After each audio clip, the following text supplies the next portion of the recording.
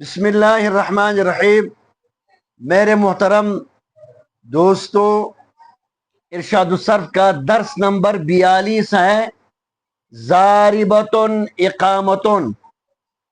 ضاربتن صحیح کے قوانین میں سے دوسرا قانون ہے اور مثال کے قوانین میں سے دوسرا قانون ہے اقامتن کا قانون، اقامتن استقامتن۔ ضاربتن کا قانون جوازی ہے، اس کے لیے ایک حکم اور ایک شرط ہے۔ اس کا تعلق فن قرات کے ساتھ ہے۔ حکم یہ ہے کہ تا کو وقف کی حالت میں ہاں سے تبدیل کرنا جائز، یعنی وصل کی صورت میں تا پڑھ سکتے ہو اور وقف کی صورت میں تا کی بجائے ہاں پڑھو۔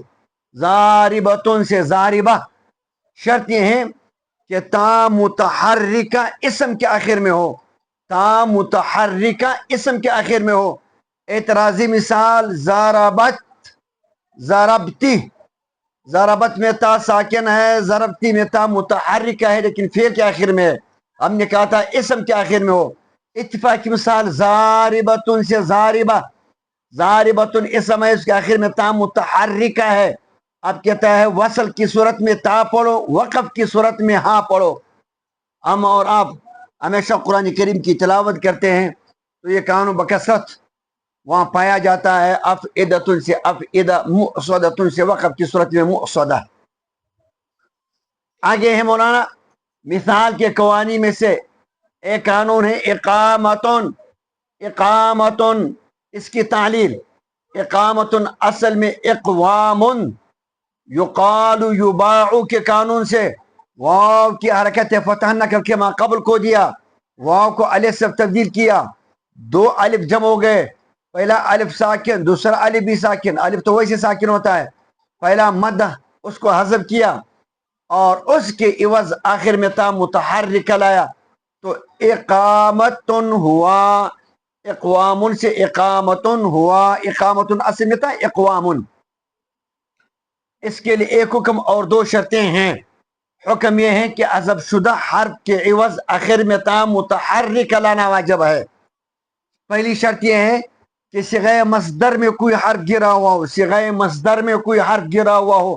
احترازی مثال یعیدو، یعیدو یہ اصل میں تا یوعیدو، یوعیدو، یوعیدو۔ دیکھو یہاں فا کے لیے واو حذف ہوا ہے، گرا ہوا ہے، لیکن یہ مضارع مصدر نہیں ہے۔ دوسری شرط یہ ہے کہ حذفیت التقاء تنوینی کی وجہ سے نہ ہو، اس بات کو سمجھ لیجئے۔ حذفیت معنی حذف ہونا، التقاء معنی ملنا، تنوینی معنی تنوین، یعنی دو ساکن ہو دوسرا ساکن نون تنوین نہ ہو، دو ساکن ہو پہلا ساکن واو مدہ یا مدہ یا الف مدہ، دوسرا ساکن نون تنوین ہو، اس طرح نہ ہو۔ اگر دوسرا ساکن نون تنوین ہے اس کی وجہ سے پہلا ساکن واو یا الف مدہ حذف ہوا ہے تو اس الف واو یا کے عوض آخر میں تا نہیں لایا جائے گا۔ احترازی مثال ہدن، ہدن، ہدن یہ اصل میں تا ہدایون، ہدایون، قالبہ کے قانون سے یا کو الف سے تبدیل کیا تو ہدان ہوا، ہدان، ہدان۔ یہ دیکھو یہ تو قالبہ کے قانون سے یا الف سے تبدیل کیا تو یہ الف تو ساکن ہے، مدہ ہے، لیکن اس کے بعد جو نون ساکن ہے یا کتنے نون تنوین ہے کہ نون تنوین وہ نون ساکن ہے، نون ساکن یہ ہے ہدان۔